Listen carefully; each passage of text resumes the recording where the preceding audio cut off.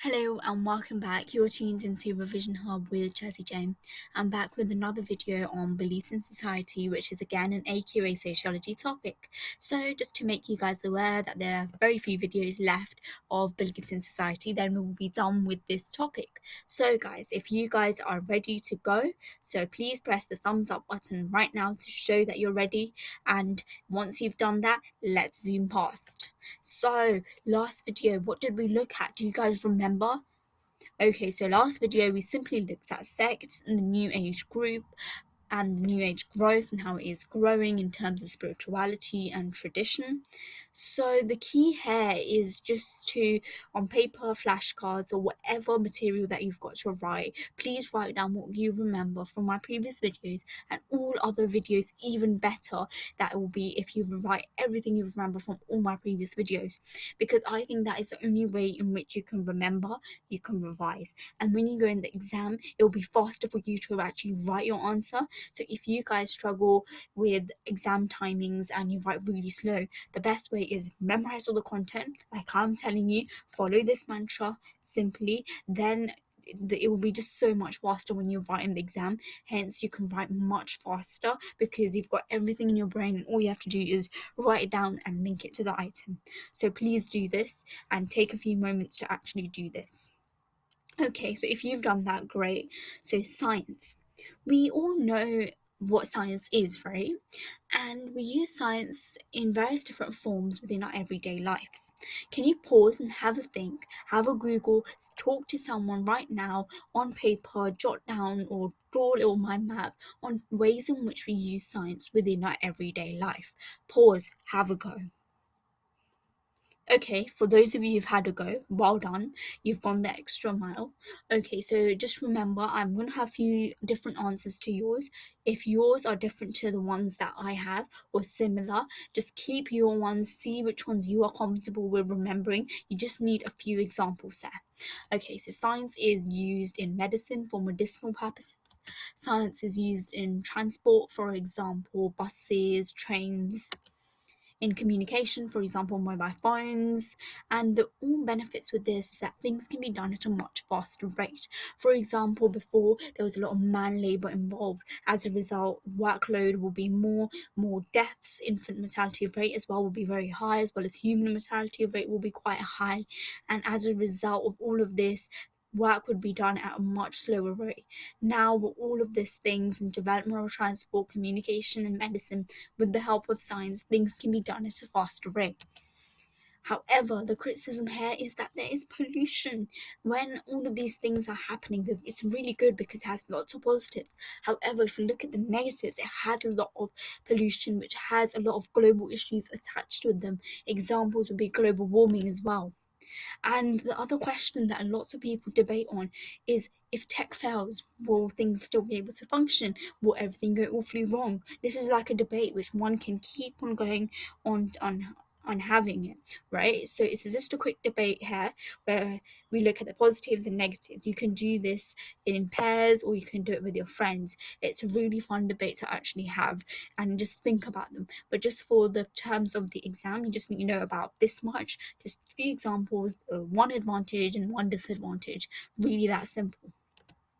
So science is a belief system. So these sociologists believe that science is an open belief system. Popper is a sociologist, and he argues that science is an open belief system.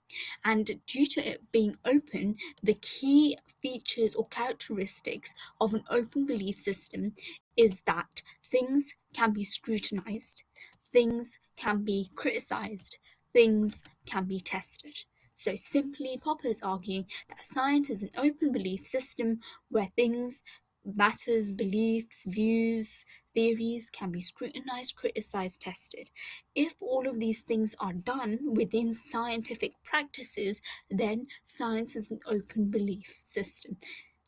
Okay, so can you think of examples, events that have happened in the past where we can see this? Okay, a good example is about, I think, before they believed that the sun revolved around the earth, right? So that idea was taken, it was scrutinized, it was criticized, it was tested, and it was proved wrong, and then a new theory was found that that is not the case. And still, that new theory that we have today living within us, it still can be scrutinized, criticized, tested. So we can clearly view that how science is an open belief system. I urge you to use an example within your answer when you are answering a question on open belief system and linking it with Popper. When you do this, it shows that you are understanding a concept, you're finding an example, and you're linking it in. And this will allow you to get those top marks and like an A star. And obviously, these things, science being able to be scrutinized, criticized, tested, is that is not sacred. Okay, so you just need to remember all these things are features or characteristics of an open belief system, and these things can only be possible because science is not sacred. Merton is a functionist and he believes that we should all work together in order for science to be successful. Hence why Merton came up with these CUDO'S norms that ensures that science remains as an open belief system. So he came up with these norms known as CUDO'S norms, which allow science to be scrutinized, criticized, and tested. So he came up with these norms so that science can remain an open belief system, can continue to be scrutinized, criticized, and tested. Obviously, as a functionist, remember social solidarity and collective consciousness really works in well when we look at this too. Okay, so let's look at these, each of them in really much detail. Okay, C for CUDO'S norms. So it's an acronym. C stands for communism, and it's the belief that things should not be kept private. Things, if they're not kept private, then only that they'll be able to develop. And this is all when we do this within a scientific belief or research. It's only when we do it within science and we apply communism within science that we make sure that things that we find are not kept private, that will allow science to actually develop and prevents science from being a closed belief system, and so science can remain an open belief system. Then we have U, universalism. Again, it's part of the acronym, is that there's a criteria and the sex of the scientist does not determine this characteristic or this criteria that an individual has to fulfill, and everything is kept neutral despite of the cage, class, age, gender, and ethnicity are few things that are kept the same when we test something, so it's not biased in any way or form. Then we have disintendedness. Disintendedness is the belief that everything should be kept public, everything should be published, should be shared, because it's worldwide knowledge.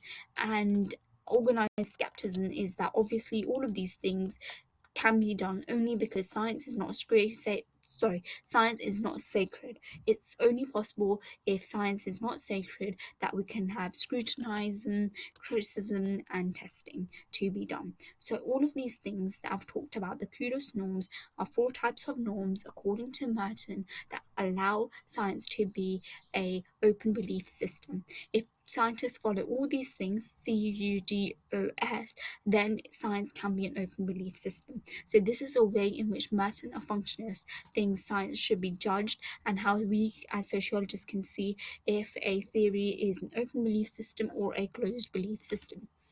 So what we've learned, so today we've learned about science as an open belief system, taking account Merton and Popper. Next video, I'll be looking at the criticisms of this, science as a closed belief system, Kuhn, the interpretive perspective, as well as LGM. So please, please, please go off and revise this content that we've just learned, because I didn't want to do open and closed together because it can get a bit confusing. So know and remember and revise all the open belief system content before you go on to my next video. And again, on Instagram I am there, so please scan the name tag and follow me, revisionhub_jazzyj. And do not forget to subscribe to my channel. There'll be a smiley face somewhere on the screen, so please take a few moments to just click on it and press subscribe if you are happy the way I'm explaining things. And please comment if you have any issues, if you want to know more, or there's any confusion or something that you don't like about how I'm doing my videos. And please press the bell icon to never miss my video. Thank you so much for tuning in into Revision Hub with Jazzy J.